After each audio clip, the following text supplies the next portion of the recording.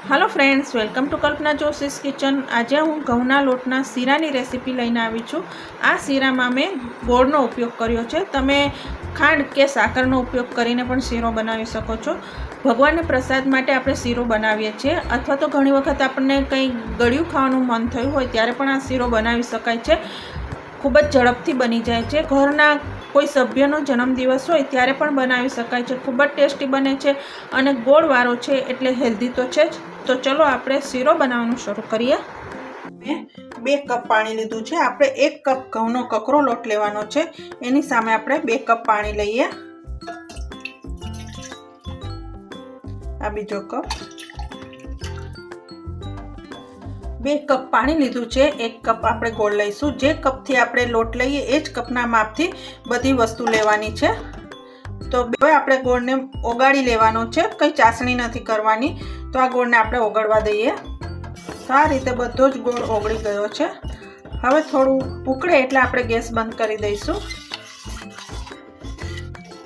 આ રીતે ગોળનું પાણી સરસ ઉકળી ગયું છે। તો આપણે ગેસ બંધ કરી દઈએ અને સાઈડ પર મૂકી દઈએ, ઢાંકીને રાખીએ જેથી પાણી ઠંડુ ના પડી જાય। હવે એક પેન લીધું છે, એમાં આપણે 1 કપ ઘી લઈએ। જે કપથી આપણે લોટ લેવાનો છે એ જ કપથી મેં ઘી લીધું છે, અને આપણે પાણી પણ એ જ કપથી લીધું હતું અને ગોળ પણ એ જ કપથી લીધો હતો। હવે ઘીને થોડું ગરમ થવા દઈએ।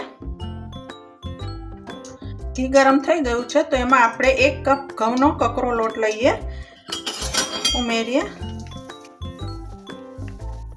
હવે ધીમા ગેસ ઉપર આપણે લોટને શેકી લેવાનો છે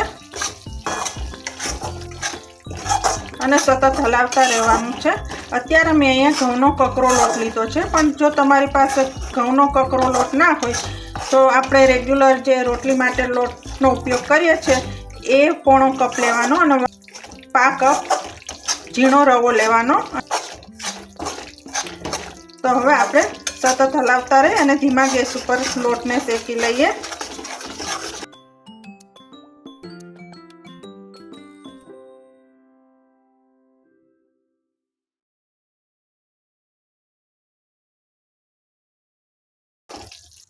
आज आ सीरानी रेसिपी हूँ एकदम परफेक्ट माप साथे बतावी रही छूँ, जेथी तमे पहली बार बनावशो तो पण तमारीथी सरस सीरो बनशे।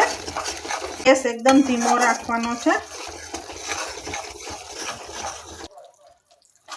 तमे झीणा लोटमांथी पण सीरो बनावी शको छो, पण आ जे ककरा लोटमांथी सीरो बनावीए छे ए सरस दाणेदार बने छे अने खूब ज स्वादिष्ट बने छे। एकदम धीमा गैस पर थोड़ो लालाश पड़तो थाय અને સુગંધ ના આવે ત્યાં સુધી શેકવાનો છે। આટલી ક્વોન્ટિટીમાં લોટ શેકાતા લગભગ 4 થી 5 મિનિટનો સમય લાગે છે। તો તમે જોઈ શકો છો કલર થોડો લાલાશ પડતો થવા આવ્યો છે। તો તમે હજુ સુધી મારી ચેનલ સબસ્ક્રાઇબ ન કરી હોય તો જરૂરથી સબસ્ક્રાઇબ કરી દેજો, જેથી મારા નવા વિડીયોના નોટિફિકેશન આપના સુધી તરત પહોંચી શકે। तो आपणो लोट सरस शेकाई गयो छे। तो एमां हवे हूँ ड्राय फ्रूट्स नाखीश। तमे अगाऊ पण सातળી શકો છો ઘીમાં। હું આ રીતે જ હંમેશા શેકી લઉં છું એટલે લોટની સાથે સરસ સંતળાઈ જાય। સૂકી દ્રાક્ષ પણ લઈએ। સરસ ક્રન્ચી થઈ જાય અને દ્રાક્ષ ફૂલી જાય એટલે આપણે અંદર આપણે જે ગોળવાળું પાણી બનાવ્યું એ ઉમેરવાનું છે। તમે જોઈ શકો છો સરસ ड्राय फ्रूट्स શેકાઈ ગયા છે અને દ્રાક્ષ પણ ફૂલી ગઈ છે। તો હવે એમાં આપણે ગોળવાળું પાણી ઉમેરીએ। આ રીતે ધીરે ધીરે ઉમેરવાનું છે, એક હાથે ઉમેરતા જવાનું છે ને એક હાથે ચલાવતા જવાનું છે।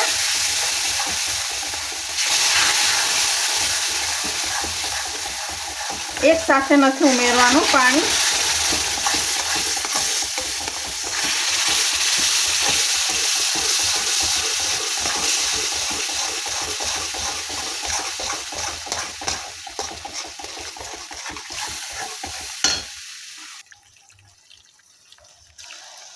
तो આપણે જે 2 કપ પાણી બનાવ્યું હતું એ બધું જ મેં ઉમેરી દીધું છે।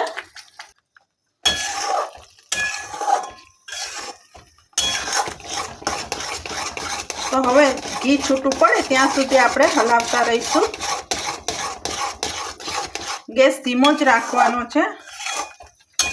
તો તમે જોઈ શકો સરસ દાણેદાર બન્યો છે.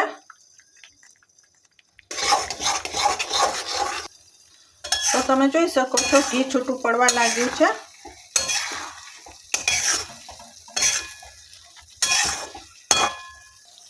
તો એકદમ સરસ આપણો શીરો તૈયાર થઈ ગયો છે. તમે જોઈ શકો છો ઘી છૂટું પડી ગયું છે ઘણું બધું.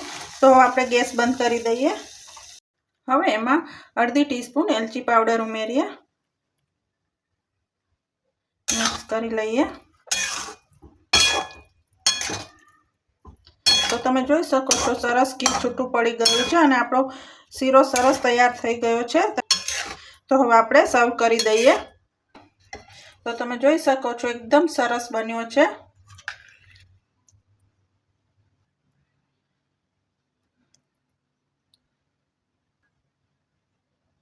તો ફ્રેન્ડ્સ તૈયાર છે ઘઉંના લોટનો શીરો. અત્યારે મેં ગોળનો ઉપયોગ કર્યો છે, તમે ખાંડનો પણ ઉપયોગ કરી શકો છો. તો તમે પણ આ રીતે જરૂર બનાવજો.